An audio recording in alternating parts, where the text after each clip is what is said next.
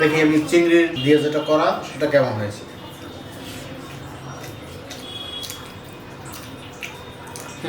এটাও বেশ ভালো, যথেষ্ট ভালো। হাই বন্ধুরা, সবাই কেমন আছেন? দেশি বিদেশি সবাইকে আমার নমস্কার। আশা করি সবাই এই শীতে পিঠাপুলি খেয়ে খুব দারুণ আছেন। মধ্যে আজকে হচ্ছে একটা রান্না করব, সেটা হচ্ছে কচুর ত্রিফলা শুক্তা। হচ্ছে আমি কেটে বেছে সিদ্ধ করে নেব। কচুর ত্রিফলা শুক্তা যদি খান তাহলে আপনার এই স্বাদ জিভে লেগে থাকবে। আর গ্রামের একেবারে ক্ষেতের কচু, এতে কোনো গলা ধরবে না, দারুণ স্বাদের।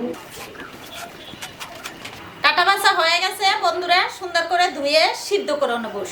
স্টিমে আমি আগে জল বসিয়েছিলাম, এর মধ্যে দিয়ে দেব কচুর ডগাগুলো, সাথে আমি কিন্তু আলুও দিয়েছি।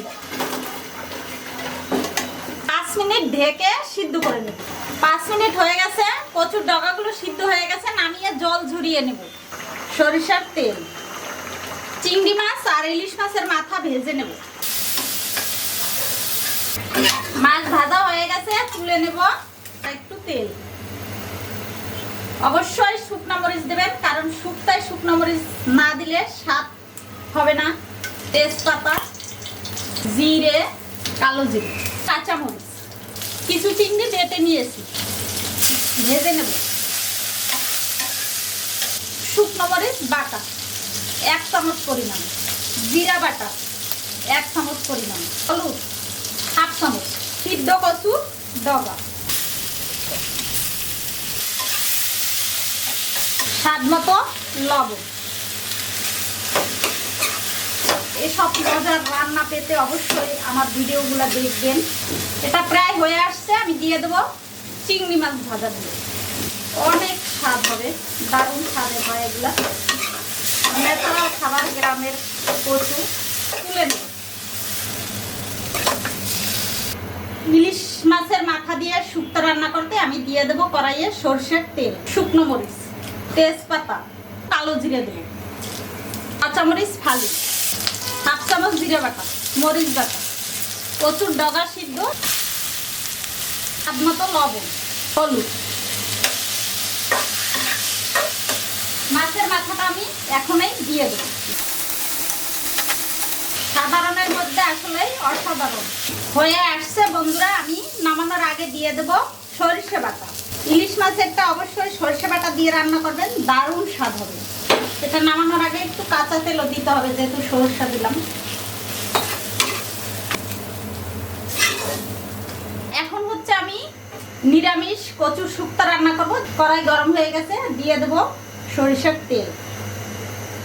নিরামিষ যেহেতু রান্না করব, স্বাদ তো আনতেই হবে। আমি মটরশুঁটি ভেজে নেব। ভাজা হয়ে গেছে, নামিয়ে নেব মটরশুঁটি।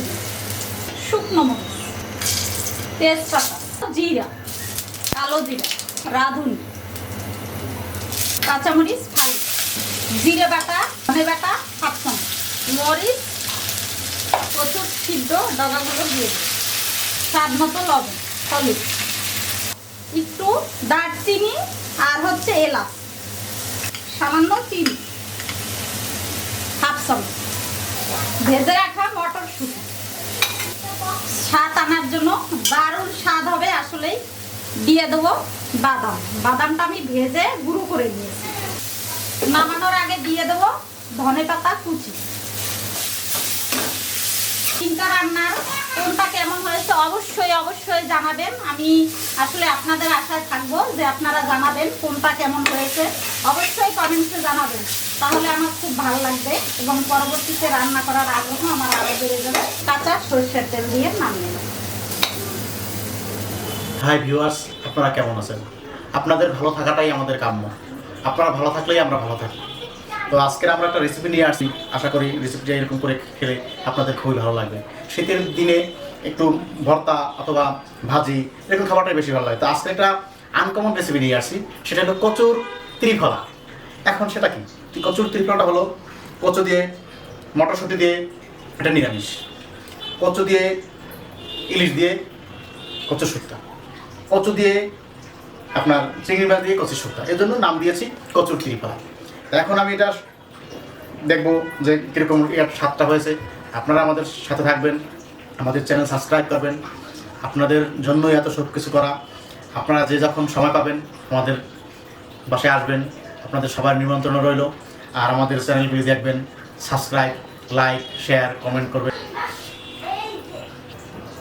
আসলেই ভালো লাগে, শীতের দুপুরে তো।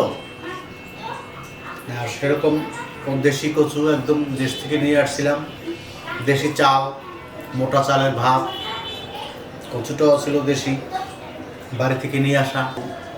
বেশ স্বাদ হয়েছে। আপনারা এরকম করে ট্রাই করে দেখেন।